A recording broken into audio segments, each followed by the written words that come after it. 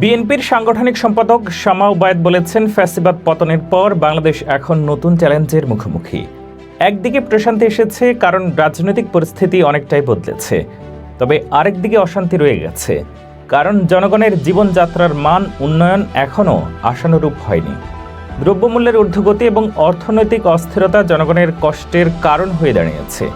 তিনি বলেন, যদি দেশকে সঠিক পথে পরিচালিত করা না যায়, তবে ছাত্র জনতার দীর্ঘ সংগ্রাম ও আন্দোলনের ফল বৃথা হয়ে যেতে পারে।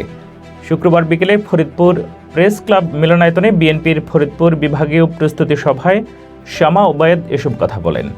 এই সভায় রাষ্ট্র কাঠামো মেরামতের জন্য ঘোষিত ৩১ দফা এবং জনসম্পৃক্তি কর্মসূচি সফল করার উপর গুরুত্ব দেওয়া হয়।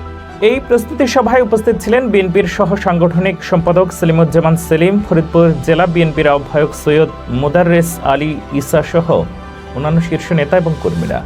সভায় নেতারা বলেন, দেশের বর্তমান অর্থনৈতিক এবং সামাজিক সমস্যাগুলো সমাধান করতে হলে দলীয় ঐক্য অত্যন্ত গুরুত্বপূর্ণ। সভায় ফরিদপুর সহ রাজবাড়ী, মাদারীপুর, গোপালগঞ্জের শীর্ষ নেতারা অংশগ্রহণ করেন। নেতারা একসঙ্গে দলের ভবিষ্যৎ পরিকল্পনা নিয়ে আলোচনা করেন এবং চলমান সংকট মোকাবেলায় সাংগঠনিক কার্যক্রম জোরদার করার আহ্বান জানান। শামা ওবায়েদ জনগণের উদ্দেশ্যে বলেন, বর্তমান সময়ে রাজনৈতিক স্থিতিশীলতার পাশাপাশি অর্থনৈতিক পুনর্গঠন অপরিহার্য।